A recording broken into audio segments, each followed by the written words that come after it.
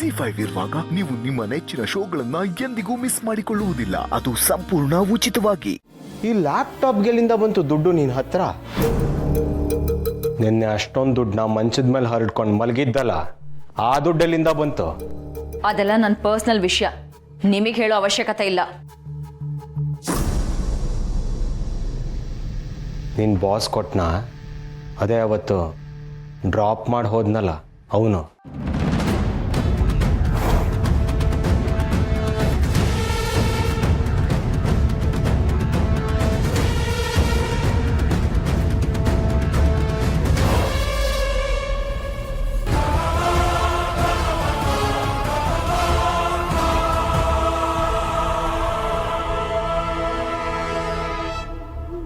ಬಾಲ, ಏನ್ ಹೇಳ್ತಿದ್ಯಾ? ಬಾಸ ಯಾರವನು? ಮನೆ ಹಾಳೆ ಯಾರೇ ಅವನು? ನಿನಗೆ ಯಾಕೋ ಅವನ ಬಗ್ಗೆ ಹೇಳಬೇಕು? ಸುಮ್ಮನೆ ಇದ್ರೆ ಸರಿ. ನೋಡು, ಇದ್ರಲ್ಲಿ ಅವನನ್ನು ಎಳಿಬೇಡ. ಏಯ್, ನೀನ್ ಕೋಪ ಮಾಡ್ಕೊಂಡು ಅಳಿಯಂದ್ರ ಬಾಯಿ ಮುಚ್ಚಕ್ ಬರ್ಬೇಡ. ಯಾರೇ ಅವನು? ನಿನಗೆ ಇಷ್ಟೊಂದು ದುಡ್ಡು ಬೆಲೆ ಬಾಳೋ ಗಿಫ್ಟ್ ಕೊಡ್ತಿದ್ರಲ್ಲ, ಯಾರು ಅಂತ ಹೇಳು. ನೋಡೋ ದಿವ್ಯಾ, ಒಬ್ಬ ಗಂಡಸು ಅವನಿಗೆ ಉಪಯೋಗ ಇಲ್ಲದೆ ಯಾರ ಮೇಲೂ ಅಷ್ಟೊಂದು ದುಡ್ಡನ್ನ ಖರ್ಚು ಮಾಡಲ್ಲ. ಏನು ನಡೀತಾ ಇದೆ ಸರಿಯಾಗಿ ಹೇಳು. ಎಲ್ರೂ ನಿನ್ ಥರನೇ ಅನ್ಕೊಂಡಿದ್ಯಾ, ಅದಕ್ಕೆ ಈ ರೀತಿ ಯೋಚನೆ ಬರೋದು. ನೀನು ನನ್ನನ್ನು ಯಾಮಾರಿಸಿದ ಹಾಗೆ ಅಲ್ವಾ? ಆದರೆ ನನ್ನ ಬಾಸು ನಿನ್ ಥರ ಥರ್ಡ್ ಕ್ಲಾಸ್ ಅಲ್ಲ. ಅವನಿಗೆ ಅಂತ ಒಂದು ಕ್ಲಾಸ್ ಇದೆ. ಅವನನ್ನು ನಿನ್ನ ಥರ ಯೋಚನೆ ಮಾಡಬೇಡ. Mind your business.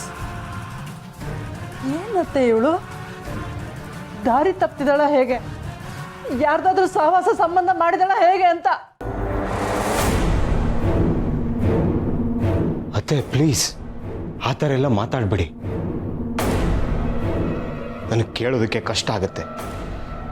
ದಿವ್ಯನಿಗೆ ದುಡ್ಡಿನ ಆಸೆ ದುರಾಸೆ ಇದೆ ನಿಜ, ಆದರೆ ಅದಕ್ಕೋಸ್ಕರ ಅವಳು ಬೇರೆಯವ್ರ ಸವಾಸ ಮಾಡೋ ಮಟ್ಟಕ್ಕೆ ಇಳಿಯಲ್ಲ ಅನ್ನೋ ನಂಬಿಕೆ ನನಗಿದೆ. ಸಾಕು, ಸುಮ್ಮನೆ ಇರೋ. ಅವ್ರಿಗೆ ನೀನೇ ಎಲ್ಲ ಹೇಳ್ಕೊಟ್ಟು ಇವಾಗ ಕೇಳಕ್ಕೆ ಆಗ್ತಿಲ್ಲ ಅನ್ನೋ ಥರ ನಾಟ್ ಕಾಡ್ಬೇಡ.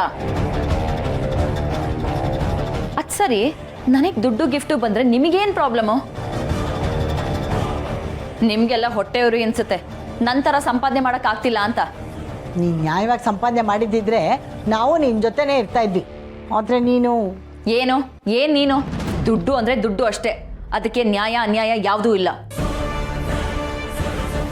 ಅದು ಸರಿ, ನಾನು ಯಾಕೆ ಇದನ್ನೆಲ್ಲ ನಿಮ್ಗಳ ಹತ್ರ ಮಾತಾಡ್ತಿದ್ದೀನಿ? ನಿಮಗೆ ದುಡ್ಡಂದರೆ ತಾತ್ಸಾರ, ಅದಕ್ಕೆ ನಿಮ್ಮ ಹತ್ರ ಬರಲ್ಲ. ನಾನು ದುಡ್ಡನ್ನ ಪ್ರೀತಿಸ್ತೀನಿ, ಅದಕ್ಕೆ ನನ್ನ ಹತ್ರ ಬರುತ್ತೆ. ಓ, ನೀನೇನು ಮಾಡಿದೆ ಅದೇ ನೀನು ಹುಡ್ಕೊಂಡು ಬಂದ್ಬಿಡ್ತಾ?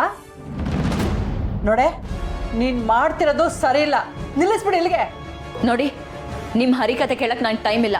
ಏನಾದರೂ ಮಾಡ್ಕೊಂಡು ಸಾಯ್ರಿ.